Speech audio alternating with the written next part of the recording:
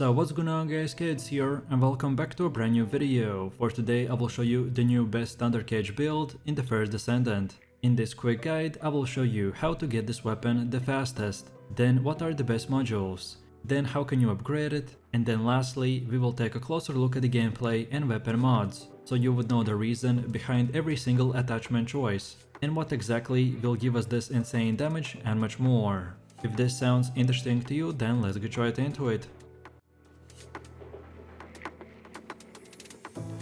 So, the Thunder Cage submachine gun is currently the #1 meta weapon that doesn't need any introductions, but basically we will get up to 700k damage, and I've even seen my other friends using this exact setup, but having everything upgraded to the max and getting 800k or even 900k DPS. So this weapon has a huge potential, as long as you use the exact setup, and as most of you know, the Thunder Cage will work for every single Descendant. So if you sometimes can't decide what weapon to pick, then you can't go wrong with this one.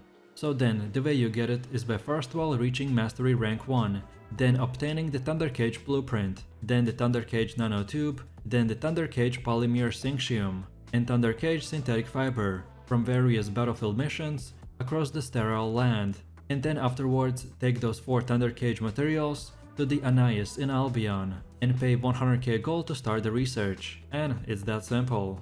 And then when you get it, for mods we want to go with the Rifling Reinforcement, that increases our 80k by 12%, then Action and Reaction, that increases 80k by 15%, but increases recoil by 5%, then Weak Point Insight, that increases weak point damage by 5% and critical hit rate by 1%, then Better Insight, that increases critical hit rate by 10%, then Consume a Magazine, that increases reload time modifier by 6% and weak point damage by 2%, then Better Concentration, that increases critical hit damage by 9%, then Fire Rate Concentration, that increases fire rate by 8% and critical hit damage by 3.5%, then Concentration Priority, for 8% critical hit damage increase, but your reload time modifier gets decreased by 8%, and finally the Chill Enhancement, that adds chill 80k equal to 8% of your weapon's 80k.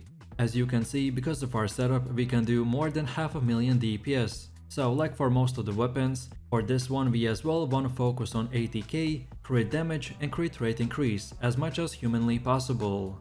As I said at the start, the numbers will vary depending on the reactor, your Descendant modules, and how high or low your weapon levels are. So what I recommend to do is use this exact build, then choose which Descendant you want to use it on, and then just scroll through my channel and you will find the best build for every single character. So then just combine the standard setup with your favorite Descendant build, and that's it.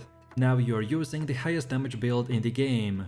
And then last but not the least, let me show you how can you upgrade this weapon. So when you craft it, you will start at level 1, but by using the repair station workbench and by dismantling all the other weapons, you will be able to upgrade it. So that's why I recommend to break down your useless weapons rather than selling them, because credits are way easier to earn than the materials. And then on top of that, you can even use the weapon readjustment mechanic, which allows you to use the workbench to reroll your weapon stats. Moreover, you can reroll all of your stats at once, or lock the individual stats you like and only reroll the ones you don't. And the stats that we want to get are crit damage, 80k increase and weak point damage. And finally, the last third way to improve your weapon is by leveling up your unique ability. So each ultimate weapon comes with a unique ability that gives it a powerful effect, and you can enhance the power of these abilities. Unlike the weapon transmission and weapon readjustment, there is no unique crafting material that you will need to create and use. So to just enhance the unique ability, you will have to craft a duplicate, then take that level 1 duplicate to the workbench and sacrifice it to upgrade your unique ability to a stronger version, and it's that simple. So with all of this out of the way, now comes the fun part, which is the gameplay mechanics.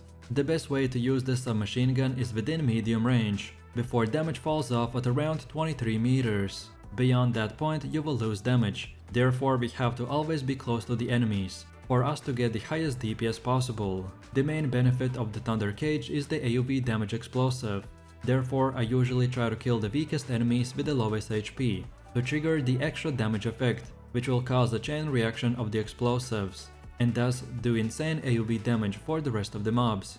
Lastly, I recommend to use at least one secondary weapon with a special or impact rounds, because the Thunder is ideal for close to mid-range, but of course there will be always few times where you will have to shoot enemies from long range. So then the other good choices are the Nazester's Devotion or the Afterglow Sword, or even other weapons. And if you're interested in their build guides, then just scroll through my channel and you will find everything that you're looking for. So with that said, I really do appreciate everyone for watching guys, and I hope you enjoyed it. If you have any questions or suggestions, then feel free to leave your comments in the comment section down below. And while you're doing that, please click like, subscribe and enable that notification bell, so this way you could support the channel and not miss any more amazing content.